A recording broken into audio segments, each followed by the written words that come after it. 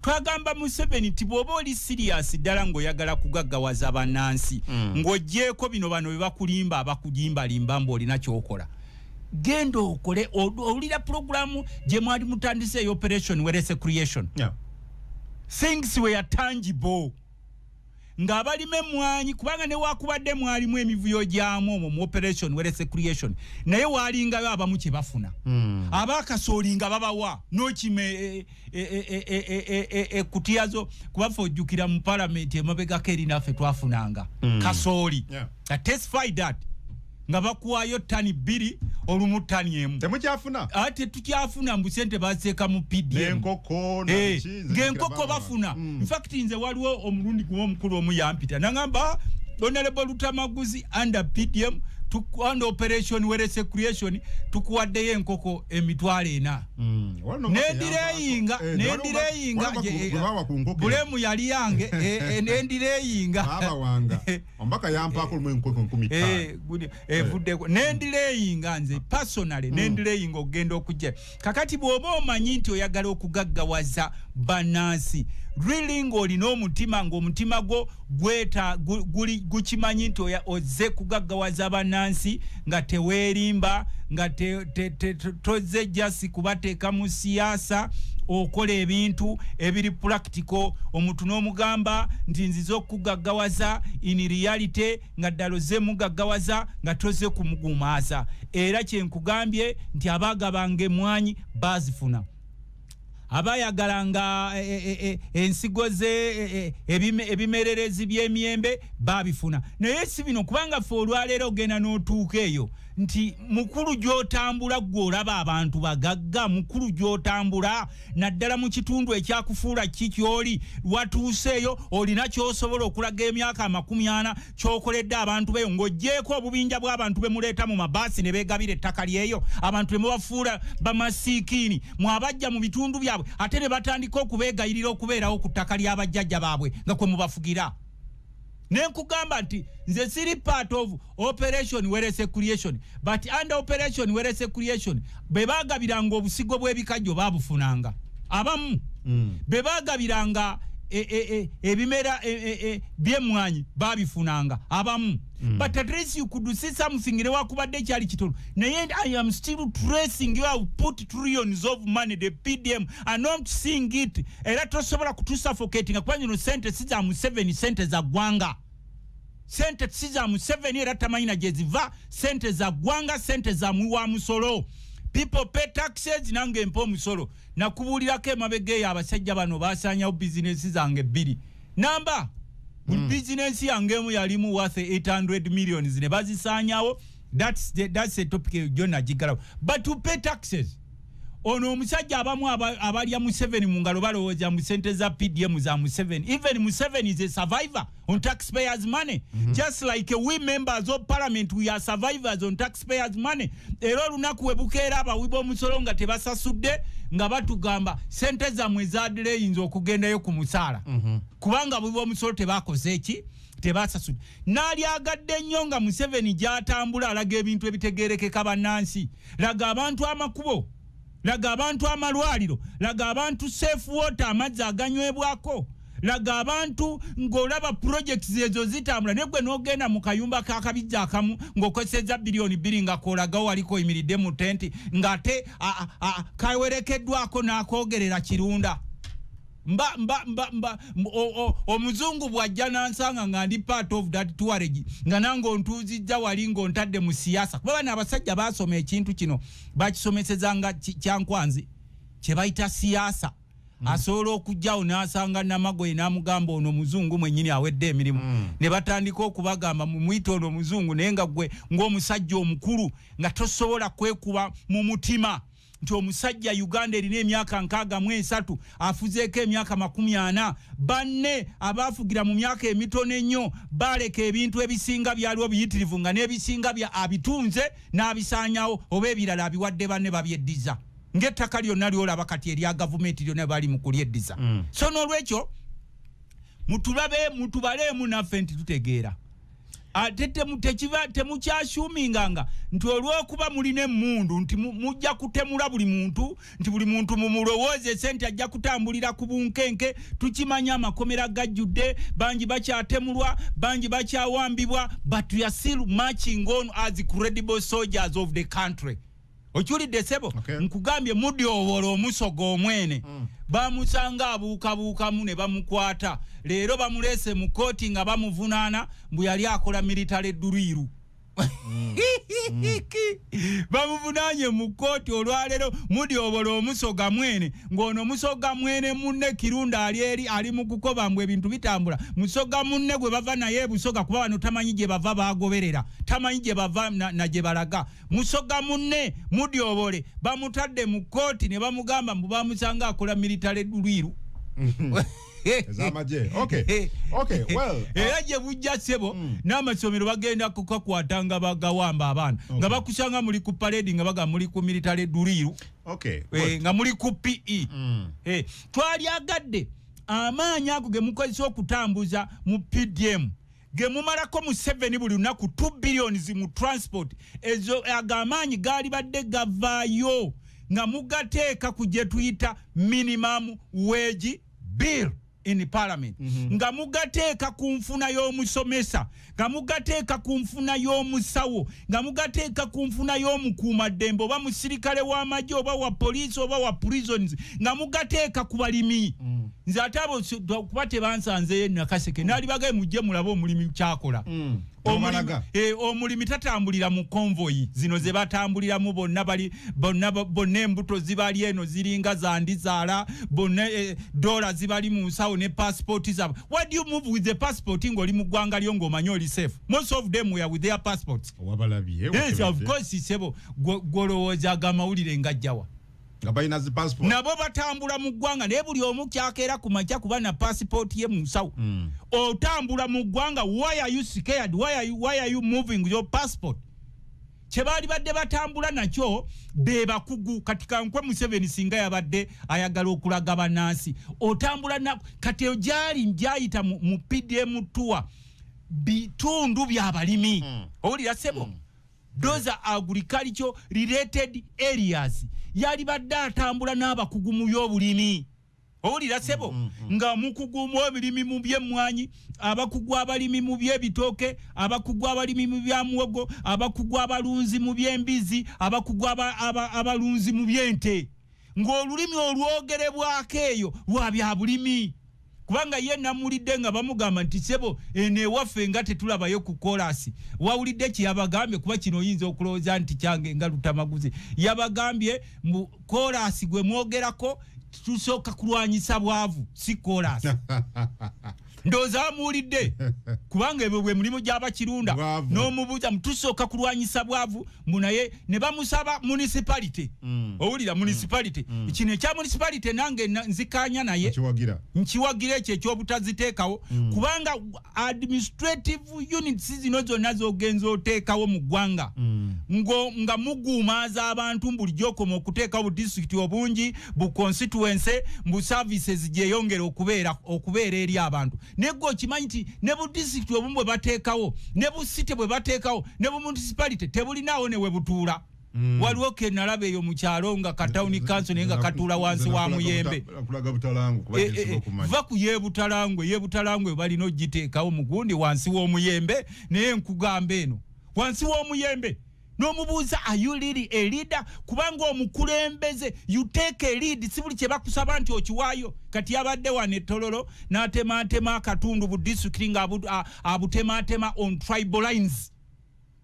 You are agitating for East African unity or community, but in your country abantu ogenda obatematemamu obulere for your own advantage. Why? Era kye navudde nagamba nti gwe obanga oli weeruweero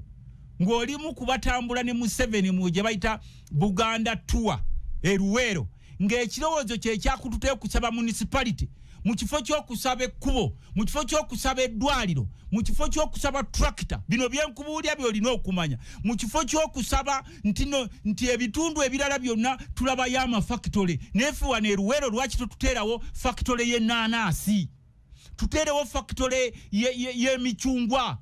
factory y'emiyembe olide sebo ne kati oyinza okwekanga nga abasajja abakulu natunulidde naddulinga yomu kuba mu ngalo ne ngamba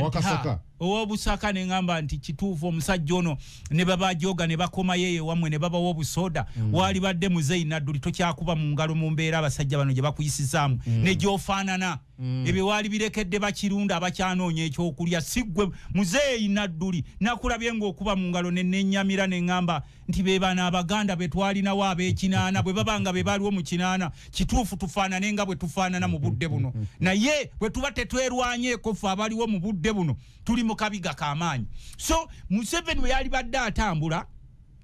abamutambulirako kati leero ali bamunaanika gyayisa abakulembeze ba Greater Luweero balisoose kujja na programu nti owaaye bwe wali tonnawamba ggwanga lino eno gye wava naye otulazeewo kakinga tulaba akayumba k'embizi ke wagenzeemu akalimu embizi ennume emu okulambula emyaka 40 nga giyise Obote bwe yali alambulanga ewaffe Nakaseke yalambulanga Nakaseke General Hospital era sebo gye tukyalinawo n'olwaleero olwaleero genda kesse mutola ambulance ke yatuwa akamotoka kali wali ku bijinji nali nsaba endala omufero omu n'ayogera mbutulina ambulance essemuto genda olabe ennaku ezo omukyalo omu yafanga bamunoonyeza ambulance essemuto ng'ebuze kali wali akamotoka ku bijinji kakati gwatambula ne Museveni nga yakugamba yennyini ssente nga naawe ssente toziraba physically wali eri practically toziraba ng'oggyeko ziyimbirya kubanga nze abantu bewaffe wakana bagamba nti tompita ng'omugagga kubanga olaba tulina emwanyi kuba tulina ovakado ennaku ezo twatunda loole y'ovakado omusajja omu ne mugamba twala loole y'ovakado yatuleetera emitwalo 28 waliwo factory y'ovakado eri ng'ogenda ekatale ka mmese omanyiyo ekapeeka factory egula ovakado omwana ne mugamba mugende nga mugira bireme kufa ne batwalayo kaloole ko ovakado bandeetera emitwalo 28 ne nejjusa nnyo ne ngamba obashinga namuwadde embizi ne zimulya ez'okumulirwano kubanga dati zimokale kati ebyo twali badde twogerako nti Yesu okomyewe ne wakufuula kije tuli ne bw'ogenda ewamwe mu Western Uganda olambula buyumba bwa mbizi bw'ogenda mu Western Uganda olambula buyumba bwa mbizi era bw'ogenda oggulawo nga kana akayumba k'embizi ke nalabye oggulawo mu lupapula lwa Bukedde ku peegi ey'okuna olunaku lwajjo olwokusatu kakati ebyo tubigamba bategeera kubanga luli twaliranga olugero ffe ng'Abaganda nti obukadde maki nene tujjukira nti n'abasiru bakaddiwa okaddiwa n'obusiru n'okaddiwa n'obusiru bwe omuntu osobola okukaddiwa n'obusiru bwo oli n'akuttira omwana n'akuwa miliyoni 10 n'okuba mu ngalo kubanga wakaddiwa n'obusiru bwo obigamba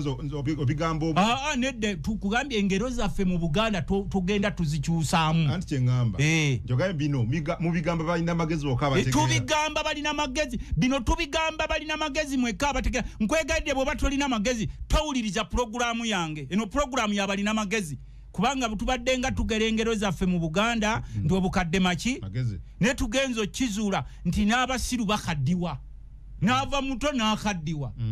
ate n'abalala ne tugenda okukizuula nti bukadde magezi nga ne mu buto yagalina tewali akulimba nti osobola ofuna obugezi mu bukadde nga mu buto tewabulya n'olwekyo zino pulogulaamu gavumenti ze yali badde etambulamu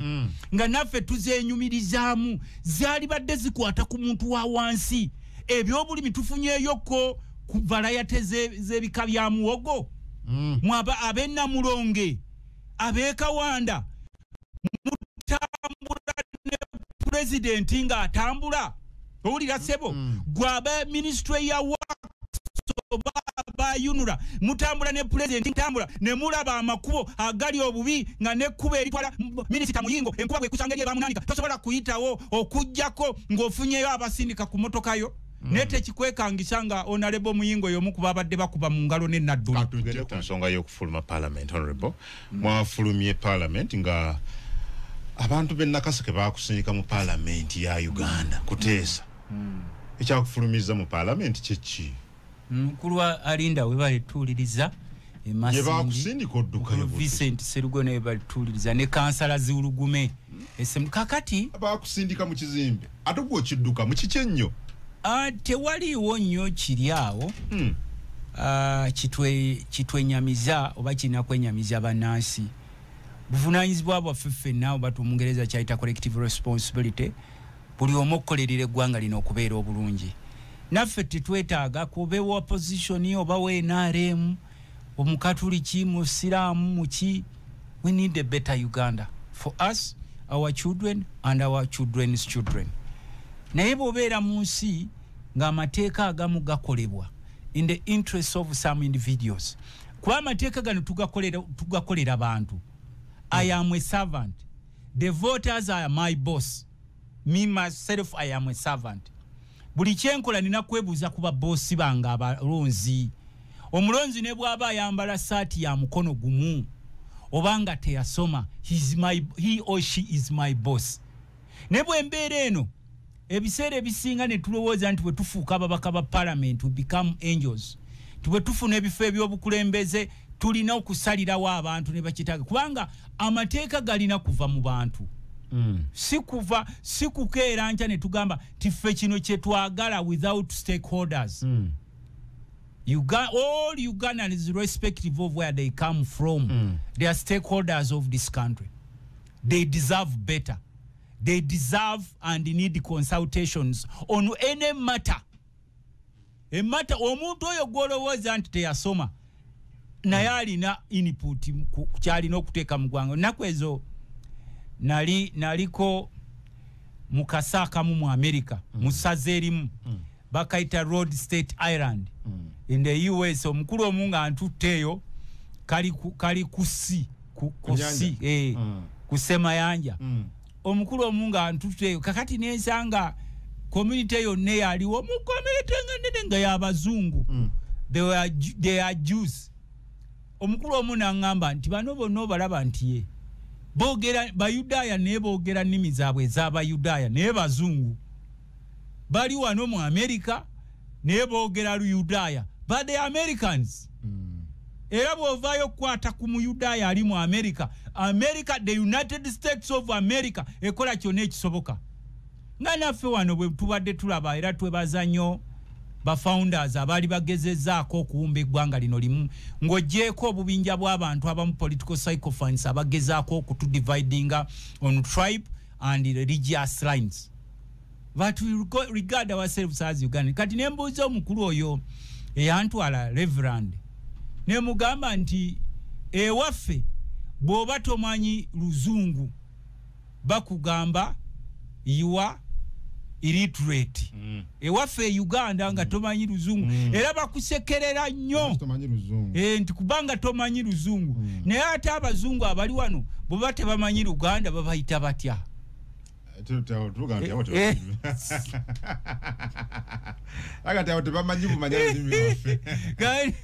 Nemugamba nti ewaffe Uganda bw'oba tomanyi era bakusekerera nnyo n'abamu batyawa n'ennimi zaabwe enzaalirwana n'omulaba ng'alunyoola muba mutegeere nti muzungu si Muganda si muki. Ne mubuuza nti ewaffe Uganda bw'oba tomanyi Luzungu bakugamba bakuwa all sorts of names, illiterate, uneducated, ki ekirala kye bakuyita simuyivu. Si muyivu. Kati omuzungu bw'aba tamanyi nze lulimi lwange ye bamuyita batya? Anti ye kyenkulaga unity in diversity. Ensonga yatufulumiza, it's not about NUP, National Unity Platform, ne wakubadde platform egatta bannayuganda. It's not about the Lutamaguzis, it's about Uganda. Lwaki oleeta amateeka ng'oye mundu? Lwaki odduka amateeka mu misinde? Ku bizibu ebirimu bannayuganda bagambye etteeka ery'okusibira bannansi ba civilians oba abantu ba bulijjo mu kkooti mwagenze okulaba nga kyekizibu ky'abannayuganda nga tulina emisaala emitono nnyo nga tulina bannaffe minimum wage bill. Njagala oleete minimum wage bill ku misinde eyiteewo kweno UPDF amendment bill gyayiseeko. Ongambe Honorable Lutamaguzi duke ewammwe kampu Lutamaguzi ekasa ng'ombe ojje wano mu parliament tukwetaagiza oyise minimum wage bill eteesebweko olunaku lumu egende ku record era nga tudiployinze ne buli kika ky'amagye. Awo nja kulaba nga tutuuse ku maturity. Naye kuleeta amateeka gano nga you are targeting National Unity Platform. okuleta amateeka ngo ya targeting the opposition okuleta amateeka because Museveni nze bagenda ne banewunsa ne bana NRM they have everything within their disposal obadde okimanyi they have numerical advantage in parliament they have the speaker in their hands they have the deputy speaker in their hands they have the platform okiwulira they have the army in parliament kakati kike kikuduse emisinde oleta amateeka gebata debate nze nako I have never seen a parliament where you pass a bill without being debated in the house. But you left instead of no listen we follow processes if I see that I'm going to legitimize the illegality I have to walk out my dear friend. Kati nze anti kutambula butambuzi kakati temuli mu basigaddemu what did they do what were they of NRM all of them no what did they do weren't they given opportunity on the floor of parliament they were. why what did they do kubanga balina kye batuuseeko kuba tulina ne bannaffe aba good opposition kiki kyeyakyuzizza genda okambale ng'omusajja batongoza nti ne kawunda suuti nayo bagitongoza ndu ebimu ku byefaananyiriza ebyambalo by'amagye in fact abasigaddemu they are the good friends of the regime. Why do you stay nga bayise ebigenda okunyigiriza abantu bo? If you have a hidden agenda that's okay because you are members of parliament. Platform gye tuba tulina bobo gituwadde no yiwamaje what do you mean? Are we supposed to legislate under deployment of the military, the SFC commandos and whatever? Bonova whatever pistol betala walieri. I want to tell you there will come a time ngane deployment tola bajoji deploying ngoduka. Tonalaba kati abaga kali wano kungu mwe muri ba mawulire na ye buli mukungu akera ku makyo okufuluma ennyumba ye afuluma ne passport buli mukungu gwe bayita ene gwanga lyaffe regime buli jebeerawo ne bakajjajjata bukajjajjata obuba buteekako ku social media ne bubeera okwa nemwe mubuuza okola ki nti omulimu gwe kujjajjata gavumenti naye bwe bulwala kakajjajjata balina kasondera kola bakabeera ku social media nga katembeeta regime nga koogera kino budata bwe kamusaba bwe kaba kaddayo kanako kalina okukozesa ekkubo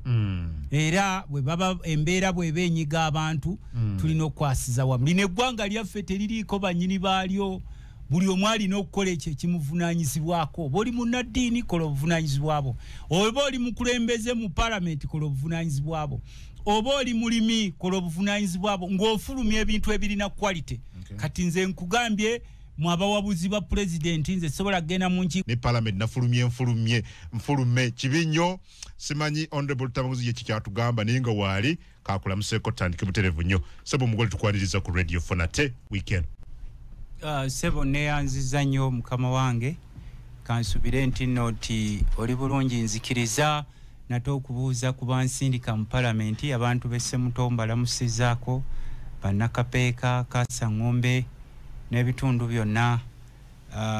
ebiwuliriza radio 4 tubebaza mwenna abali mukola nkimanyi nti embeera gye tuli mu si ya bulijjo era embeera bw'ebeera si ya bulijjo yeetaagisa okubanga abantu bakola ebintu ebiri extraordinary so buli behaving in an abnormal situation and you behave normally gwe mwenyini gwe balaba nga bali abnormal so tubebaza nnyo abantu baffe abakola naddala abavubuka okubanga buli omu alina kyakola n'abantu baffe okwetooloola eggwanga naddala ffe nga abalimi muyitako ewaffe wali ku kapu Lutamaguzi ndowooza mutera okunsanga nga tuli mu kwekalakaasiza muliro njagala kusaasirako bannaffe abafiiriddwa tubasaasideko nnyo naye ate abafunye ebirungi tubayozaayoza nammwe naddala bammemba bannaffe be twagenze officially okuddikira yalinga obuwagizi bwaffe okuddikira yalinga okuyimirira kwaffe okuddikira yalinga okubeerawo mu mbeera yonna mu kibiina kya National Unity Platform. Okay, good. Sebo neyanziza yoga. Yes, naye abamu omugerere mugamba ndi Lutamaguzi. By the way, mbadde siri member wa National Unity Platform officially naye practically practically mbaddenga bange nti watukuza obufumbo bwo ne NUP exactly obadde nga mufumbo bunuupu naye nga toli wampeta era ne kati wakikoze mu butongole ne bbanga lyo neribaddengawo most of the time obadde ng'onkyazanga era tugenda mu kalulu kali nga ngenda okwesimbawo ng'omubaka palamenti nenkugamba nti ngenda mu break naye nga sinaba kikola njagala kino kigende ku record ozze ng'ogamba nti oli watermelon kungulu green ye DP munda kimyufu ye NUP wegeragiranya ku kibala then kati wagenze mu butongole li kibala ki kati ndi kibala ekimyufu kibala ki ekibala ekimyufu okimanyi ndi apple emyufu from decision yo kwegatta ku kibiina kya NUP n'ababaka b'opposition oba n'ababaka abalala mukaaga nga mwayanjudde olunaku olwajjo. I don't know what this actually means. Mukasera nga kano nga abantu bangi bavayo kuba NUP. I'm wondering mwewaje mujja confidence eyo ne trust nga bambaga nti NUP kibiina kiri mu kutenge alinga kitengeje tekina mirandira wakyaliwo omusango mu kooti wakyaliwo simanyi tebalina amendments zabwe mu semateeka tezikolebwanga kakati mwe obuvumu bujjawa. Ekisooka kyolina okumanya nti eggwanga we tuli mu katyabaga. Ebiseera bye tulina tebiriiko NUP, tebiriiko opposition, tebiriiko NRM, tuli mu katyabaga. Bw'osoma amawulire ga leero aga monitor ago golaba gakuli mu ngalo monitor ina wano omutwe ye muntu ono simutegeera bulungi musoma omutwe gwe gugamba omutu wano ku mugukiriro agambye Sale we will tell Muhoozi bakupaka ekifaananyi kya General Salim Sale ne General Muhoozi Kainerugaba then one bateka obugambo obutono obugamba General Caleb Akandonaho aka Salim Sale says they will rein in on the Chief of Defence Forces General Muhoozi Kainerugaba over social media comments that Western diplomats to the country say are undermining Uganda's international standing on bilateral relations. Kakati ekyo kikulaga tuli under family rule oba tuli under monarchy. Bw'oba oli munnayuganda ng'osomya amawulire ga monitor omutwe gwa leero gukulaga tuli under monarchy. Kati ffenna twetaaga okugatta wamu ebirowoozo byaffe n'amaanyi gaffe okulaba nga tununula eggwanga lyaffe weriri tolina kutunula kuno okusala kwaffe obumu kwe muyita okusala kwaffe just it's formal nenze omanye enkola yange bulijjo era nakugamba nga President Robert Kyagulanyi Commander in Chief National Unity Platform ye president wange era nenkugamba nti ebiruubirirwa n'ebikolwa bya NUP ben subscribingako si kipya just nti kyewalabyewo ekipya nti jo andabye officially nga mpeebwa akazindaalo nambadde nkusubira kujja n'akakofiira wano naye toze nako enkofiira si eraga jo wakambadde ku kitebe of course ne bishop bw'aba agenze mwekerezia ateekako enkofiira omusange ne bali tomugamba omugogo guliwa n'enkofiira akugamba twabadde ku kitebe nga tuli mu kukola ebikwata nga bakwaniriza mu mizira emizira tejinyaniriza nagenda ekabaale abasajja b'ekabaale mu kakiiko ka paaka local government abasajja b'ekabaale banyaniriza era sebo mukama banyaniriza n'emizira miyitirivu nnyo so okunyaniriza si kikulu nnyo but why NUP? That's the question. Kakati national kyabajjajjaffe ebyajjajjaffe tebikyakola tero kule bajjajjaffe ebyabajjajjaffe ebyo tebikyakola omuntu alekawo essabo n'ayingira ekereziya eri abajjajja kakati nze nkugambye I chose National Unity Platform because it is a revolutionary party. Kibiina kya kitegeeza kyekyo mu Luganda anti kugambye nze explanation I chose to join National Unity Platform because it is a revolutionary party, a party which has aspirations of the people, a party which is for the people, a party standing in the interests of all Ugandans irrespective of where they come from. so kakati bwe mbanchi joinize party eri kubyalali olira sebo mukamange toddeyo kubuuza kirala obalaba basajja bali kwalali abasajja ne mubeera ne assembly ku political party abasajja ne bajje buli kikacha amaje SFC WFC NFC TFC KFC gonaga galiwa eraga galiwali erigetolodde eri yupi wabwe. So you chose to join it because it is a revolutionary party and I am a revolutionarist. Don't take eri mubali abasajja simanyi abahobu no pinga ne regime je bavuganya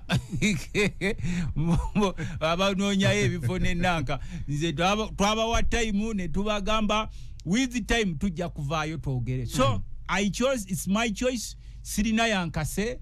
atete waliwo yampise ze na choose ze nengamba I prefer a revolutionary party than a tea party. Tea party ojimanyi ebibine ebibeerawo mu kunywa mu kachai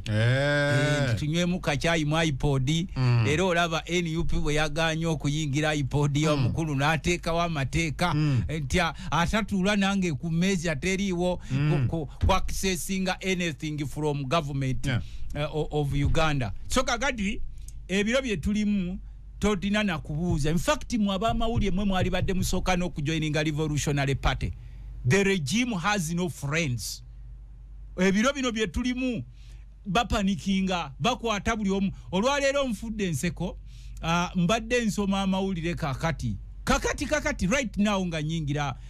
premises za Radio 4 nga ba breaking news nti omu kubaali besimyewo nga babaka ba parliament NUP ebusoga bamwita Mudyobole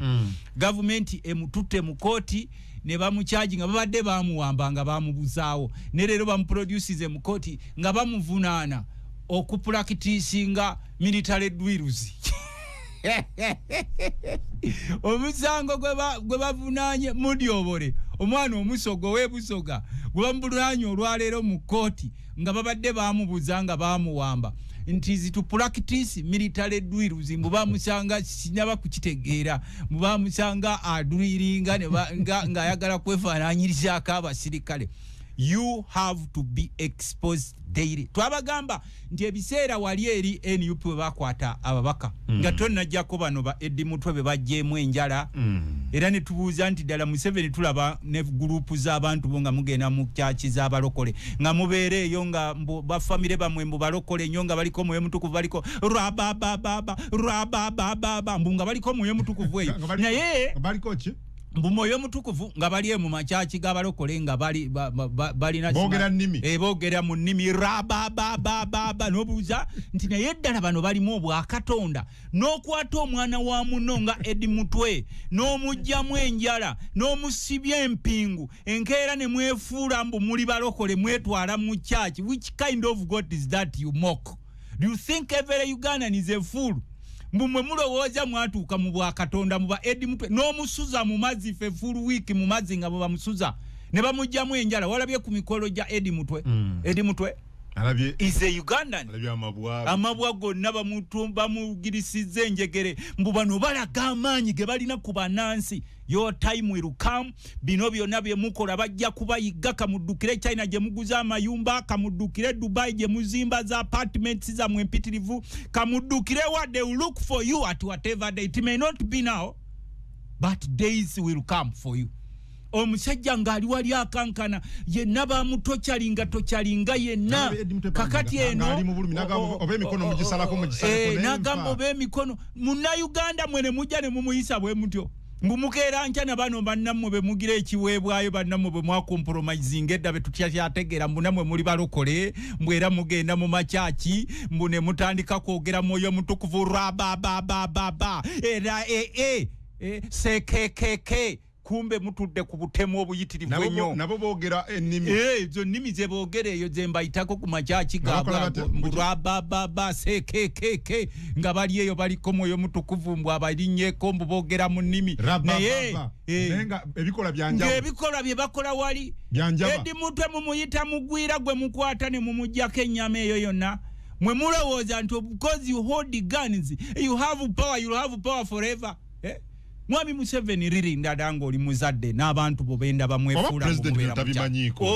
muganda wange olaba ebigambo bya muganda we Sali Musale byayogedde ate bajja kuteminga Genosale rather General Muhoozi ebigambo bya Sali Musale si byaffe mwogera mwe muteekewo monake yamwe mutemule muwambe mukolo olukaalikali mukole buli kyolo sofu kyonna kiriwo kubanga kati bino omukolo olabikola nga ate ali mu Nakaseke waffe mu Luweero gye yalwanira era nafudde enseko olunaku lwajjo nabadde nsoma olupapula lwa Bukedde olupapula lwa gavumenti nga Museveni akyadde Nakaseke naye ng'alambula ekiraalo ekirimu akabizza akamu ng'ate kasajja mbwa alambula simanyi PDM akabijja akamu akasajja nga kali mu kiraalo mbwa alambula obugaga abantu batuuse ebyo byoyogedde Faruku Kirunda munabuli wa president totubuulira abo totubuulira who's he mwogezi wa president kati go oleta kajajata kumbaka parliament ayogere nika nkusomere byayogedde wano agambe honorable Tamaguzi gwe tunula olupapula lwa government olwabukedde wajjo page eyokuna olabe kuba olumu mugane gatogera byabwere olabe Museveni nga agenze Nakaseke gye alwanya ne Luweero ng'alambula ekiraalo kiri mu kamwe mu ku program ya government egaggawaza nga kiri mu kamu ng'ate kasajja mokalizirati mu abantu bafuwano mu Buganda mutuuse to that extent abalina ngente abalunda nga bali abagaga omusajja komona aba mocking omusajja omukulu n'otambula nga toswala n'ogenda nti president azze wano okulambula akabijja akasajja akamu akali mu kiraalo jukidde ebigambo bya Kyagulanyi byayogera ebigambo ebibiri ebyo tebirinva ku mutima ku basajja mmwe abakyawagira abasajja bano but you see mbadde nkubulira response ya Faruku Kirunda ku bigambo yetaga ayogere ki honorable Tamaguzi is free to choose a political party of his preference buli job bwe ya choosing ogendeyo nze yasooka kumala kuwandika mawulire gyali but no one has the right to demonize the political choices of other free atani gwe tuganya okukyuka muganti mwabawagira abasajja bano anti bwoli waddembo okuwagira awandiika ebyo nakugamba ali ku mulimu gwe gwa lumonde naga on his excellence asobola okugenda ebusogo oyo n'atunulira abasoga embeera gye balimu oyo be bagobye ku nnyanja be bakuba emigga enkya n'eggulu be batutteka ettaka lyabwe kati kankusomere omuzindalo gwe teguliiko kankusomere wano kakana on his excellency the president's PDM tours accountability for any funds used is done with the appropriate organs of government and not on podiums or social media. I challenge Honorable Tamaguzi to prove the 2 billion Uganda shillings spending he talked about. Most leaders attacking the president's tours have failed to mobilize their people for wealth creation and feel threatened by his touch with the previously neglected populace that are seeing new light with the PDM. Mulemereddwa okunga abantu okola obugagga mutya bwe mula president ngazze okutongoza obubizi tebiriyo bagenze ne bakula ebipande byange byonna abo abasajja byonna ne babyonoona ekiro. What kind of shame is that? Waliwo omusajja omu wa boda simanyi bamuyita Kikozi wawali ku boda stage na Nakaseke simagiyita Kayembe ng'atambula n'abasirikale nga bipande byange byonna babyonoona. Mwe mubeera muti eyo ne mulowooza nti you are powerful ntosobola n'okugenda ne waddula elected member of parliament n'ogenda n'oyonoona ekipande kye posta ye gye yateekoteka mu ssente mbu Museveni agenda kujja mbu simanyi taagala kulaba ku bipande by'abalutamaguzi ng'olowooza ffe tumuyise. Kati nze bwe ngenda Museveni gyazaalibwa eyo gyagamba gyava lwakitula nsobola okugenda n'ennyonoona posters nga gyeziri. What kind of barbarism is that? Obwongo ng'olaba oli akulinako obukyayi n'atuuka n'okwasaayasa ekipande kyo nga toliiwo just kifaananyi akisanzeeyo mu kitundu kyo gy'okiikirira ng'omubaka wa palamenti naye nga bakutya muwalaba ku kipande kirala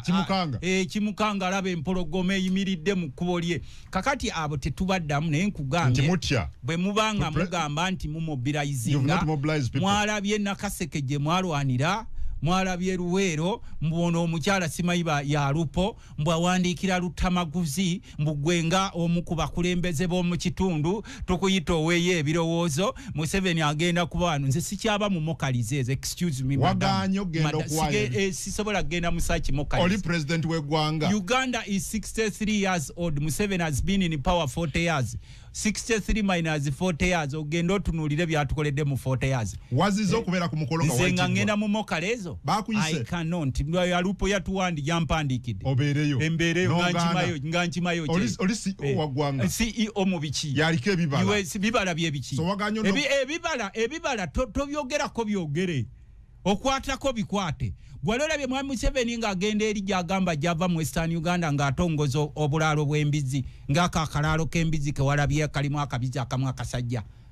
kuba bano bakirunda balina okubyogera gwe mulimu gwabwe they are paid to dance according to their tunes si tasobola kuva gye walwanira after 40 years ng'okomawo nga bakutwa mu maka ga Nakayenga nga mulimu akabizi kamu mu kiralo kamu akasajja kabadde kamu nkugambe olupapula lwa government bwembandu wayiriza lusobola okuntwala mu mbuga olupapula lwa Bukedde eyafulumye olunaku lwajjo ku lwokusatu page eyokuna olupapula lwa government nga mulimu akabizi kamu mu kiralo era wabeera wano ali okumpi asobola okugakuleeta ku baana amawulire ngalaba buli lunaku bagakugire mu store bagakulage oba muntu oyo teyayina katika oba PDM afunyeko ompita mu meeting za mu mpandikira eri MP nzije kuki olaba kabizi which kind of mockery is that fete tunatuka wao abantu bambavuza abamu bagwa esubi balina okujja baberewo bambi mwaba mala mwesubi kiki tukyalina wano naddala mu Buganda mu 7 kyatambula n'okiraba konti kyetufunye wabagala president ajena kaseke kulambula ati simugana nebwe muba mujje temujja kuona bipande byange byonna ne mubiyuza nga bwerekebwako amaje no ngamba kino kyokulambula lambula ebibyo sikugana n'abo bennyini kadwa kyakunyiziza oba yalabya akabizi nti kamu tekyanyiziza ne nakyogeddeko ne ngamba omukulembeze w'eggwanga you use 2 billion shillings 2 billion nogenda olambula akabizi akamu akali mu kirale wa Nakayenga kebera mu Bukedde wajjo kebera anti nkugambye spending ya 2 billion uzi Faruku Kirunda akola ngani deputy press secretary wa president amanyi expenditures zetwisa mu parliament we spend 2 billions ku president every day buli womulabe moka zitambudde every day 2 billion ziba zigenze just Mr. Faruku Kirunda is a sycophant what could he have said is paid to do that ne walabe ekituufu ayagala kukiga gendo omugambe wakebeddeko mu lupapula lwa government olwa Bukedde olwajjo nange I challenge you nti bosanga munga yabadde alambula mafactory eruwero bwobali abadde agulawo nguudo eruwero mu Nakaseke bwaba yabadde agulawo masomero eruwero mu Nakaseke bwaba yabadde agulawo businesses in Ruwero Nakaseke nanga also challenge you je walwanira after 40 years Uganda 63 years old the man has been in power 40 years 63 minus 40 years ogendo labe byatukoledde yabadde alambula PDM eriwa yeriwa parish development model nze yango girabako practically nenkugulira emifaliso nenjikuwa walabye yamalwaliro ge baggulawo eyo you have failed to mobilize people to create no mobilize how I do buwonchaza wano waliwo kyazizaako olunaku nesi mobilizing abantu kukola anti mutya president bwajja ebibalemye mutya akabakati agenda bikola abantu byebiriwa kugaggawaza abantu byebiriwa mbulira you are impoverishing people in fact Kirunda soko dem odeyo ewamwe idinda obone ebikado muna before you pray the psychophancy role idinda obona abantu babagobye kunanda kunanda idinda what we used to call the most industrialized city of East Africa ojibone wetunula esawa dino muna before you pray the role of psychophancy idinda obone obwavu obuluma abasoga muna nga tona ideno Kampala kufuwa mulere muna mbokoba okobye no olusoga mbokoba PDM mbu yayamba abantu bonna mu Uganda PDM eyambye abantu idake ebusoga muno obone idake ebusoga irayo ebusoga leka kutyama wano mu Kampala oli ebisiiko otandika okukoba mbu buli munnayuganda ali bulungi kubanga iwe oli mu kulya bisiike wano e Kampala iddako ebusoga obeereko eyo otyame eyo mwezi mulamba tudda kubona muna okobera Faruku Kirundo oyo aire yuko ebusoga iddako ebusoga obone obwavu obuli eyo mu basoga abasoga ba kwinanda babafumulayo Government yabakobera balime ebikado babirima ne making sure they don't get good prices for bikado nze nasomera idinde esesi na jiko nga tusome idinda nga batukobera Jinja was one of the most industrialized cities of the region today the Jinja oda kubona ghost city ejudemu bakirunda banji bali eyo bakoba bukobi bali kuludo Ochidi ekyo muna nga tona ideno kukoba byoli mukukoba ebe kodo oli mukulya muna ulire kati ekyo nkikobedde njogere kakati n'olwekyo we have our pain. Do you know how much trillions of money we spend on government programs? When you go to the ground, do you see any progress? The teachers are doing badly, including these soldiers. I am not a soldier, but I'm happy to see a well-doing soldier. Tolina awo sente zogenda kusasula abasomesa aba arts n'aba science oba dingisa nayo lina sente zowa Pineti 800 billions for Pineti. Who's Pineti? Who's an investor? Gwogambye tolina sente zogenda kuteeka kati gwolowooze waffe batuwa sente meka as a district na Kaseke za PDM. Nkugambe nti Pineti bamuwa 800 billions ze bagenda bamuteera mu budget ne kati mu budget mwali kakati simanyi naffe batutera wow. I think it is a name, just a name. It's a name. Enrique Pineti. I think it is a name. Kati abantu baffe abamu batuuse ku extent etulowoozesa nti ffenna tulina kusiriwala tuwagire buli kibi ekigenda maaso. The country Uganda has never been a property of Museveni and his group. This is the Republic of Uganda. They are here and they will go given a time T. Era kyovola baffe tetugwamu maanyi gwokimanyi nti Museveni bwe yajja wano ng'akyali wa people power yatambulanga ne ku street z'e Kampala ng'abonga nga yakajja mu 96 97 yali wa people power. People power ye yamuleeta people power yamuleeta era kyovola banti kati atya nnyo bw'alaba aba people power nga batudde ku kitebe kyabwe ekya national platform ekavule ayiwa w'amagye n'omubuuza nti ate wano waliwo abayeekera nti mbatya n'omubuuza wano waliwo ali amuli nti n'asanga abakuze parade n'agamba ekyo nakyo eyo nayo tukibalanga military drill. So people power yabachi yalina anti gye yaliko kakati ne bw'aba ayita mu Kampala amakubo gonna bagaggala paka ng'atuuse gy'asula atya ng'atambula ng'abonga n'okubonga olwaleero ne bw'ajja gy'alaga basooka saikawo magye nga bwe nkugambye nti ku kitebe ky'NUP ataddewo buli kika